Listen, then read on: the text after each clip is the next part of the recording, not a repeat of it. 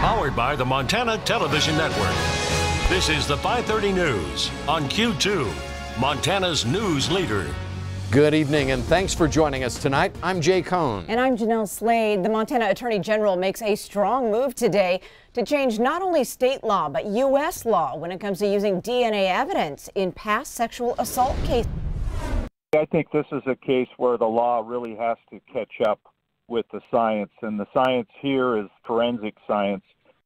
Attorney General Tim Fox petitioning the U.S. Supreme Court to allow the prosecution of a suspect linked by DNA evidence to the rape of an 8-year-old Billings girl more than 3 decades ago. Now, the case in question dates back to 1987 when a man entered a Billings home and sexually assaulted the 8-year-old. But it wasn't until 4 years ago that DNA taken from the scene of that crime was linked to White Sulphur Springs resident Ronald Tipton, who you see here. Part of that long delay was because Tipton's DNA wasn't entered into the national system until 2014. That's when he was involved in a drug crime in Marr County. Rape charges were then filed against Tipton, but this past July, the Montana Supreme Court ruled Tipton could not be tried because the statute of limitations had expired. Fox now wants the nation's highest court to get involved. This case is not only important for Linda Tokarski-Glantz, who has gone public with her story as that 8-year-old girl who was so viciously assaulted many years ago, but it's important for all survivors of sexual assault like this who, with new DNA evidence, could see justice not only brought to the perpetrators but closure for the survivors. So we'll see. The Supreme Court only accepts 60 to 65 cases per term. So yes, it's unlikely that this Tipton case will be accepted, but the Attorney General believes that all 50 state attorneys general could in fact get behind the case, filing friends of the court briefs, which would then increase the likelihood that the High Court would hear the case. Now, Fox says he expects to know by the end of this year, and if successful, he hopes he can personally argue the case before the High Court. The presidential alert test went out to wireless customers at 12:18 p.m. this afternoon, but it turns out not all customers received the alert. In fact, even those in the same room heard some phones ringing while others sat silent.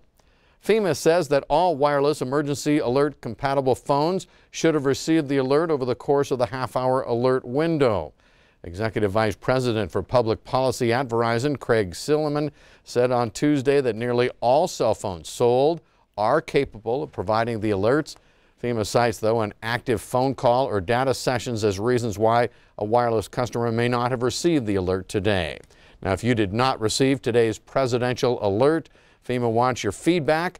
Useful information pertains to where you were, who your wireless provider is, and the make and operating system of your own cell phone. For information on where to submit comments, you can head right now to ktvq.com. The top electoral contest in Montana this year is for the U.S. Senate, with Democratic incumbent Jon Tester running for a 3rd term. Now, this week, MTN's Mike Dennison will profile the candidates in this big-dollar marquee race. Today, he takes a closer look at Republican challenger Matt Rosendale. State Auditor and Insurance Commissioner Matt Rosendale moved from Maryland to Montana 16 years ago, buying a ranch north of Glendive in far eastern Montana, and already has a substantial political resume in the state. He served 6 years in the legislature. He ran for the U.S. House in 2014 and won election as state auditor 2 years ago. Rosendale's professional background is real estate development. Most recently, he put together a housing subdivision just north of Great Falls.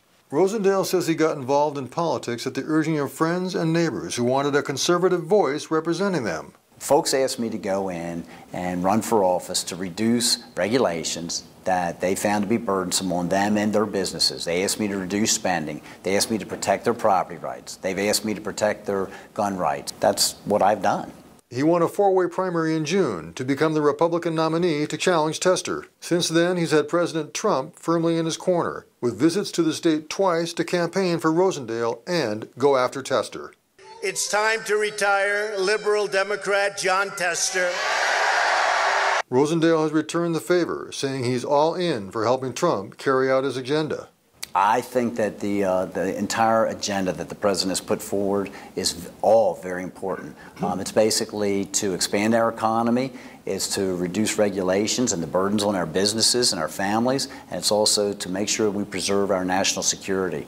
Rosendale says Tester is just trying to slow the Trump train, noting his opposition to the 2017 Republican tax cut bill and Trump's Supreme Court nominees, among other things.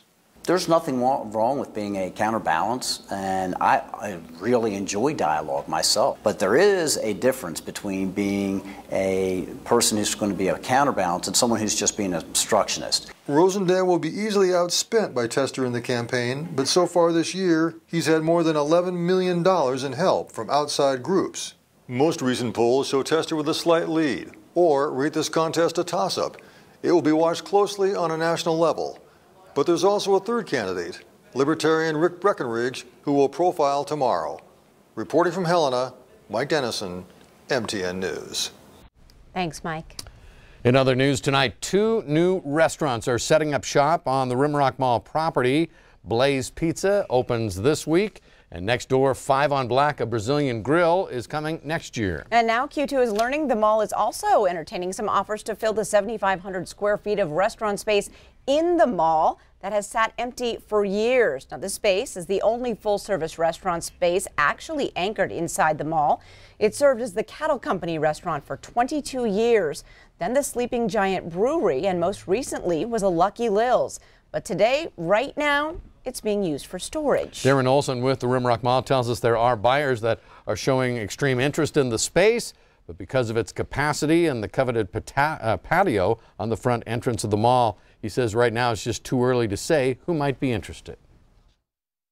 Friends and family tell me that all the time that they would spend more time here if they had a place to grab a bite to eat. Food court options are always great, but they want to sit down in a comfortable environment and a great ambiance, and that's definitely the void analysis when we look at things that we can improve on. Now, Rimrock officials are trying to change up the way we view the heading to the mall, making it a destination to do stuff rather than a place where you primarily go to buy stuff. And Olson points out that an anchor restaurant is a key component to all of that, because he says a good restaurant presence can create as much volume as a big department store. Coming up on tonight's 5:30 News, it was a major celebration for Montana ranchers last week. We're going to head down to Utah to check it out. And later in sports, Scott shows us how Skyview's girls are oh so close to finishing their first unbeaten soccer season. And coming up in weather, high pressures chased away the rain and snow from Montana, but now a new low pressure cell is forecast to move in tomorrow. There'll be a chance for more rain to the Billings area. We'll have more on that in a few more minutes. You're watching MTN News with Jay Cohn and Jeanelle Slade. Storm Tracker weather with Bob McGuire and sports with Scott Green. This is the 5:30 News on Q2, Montana's news leader.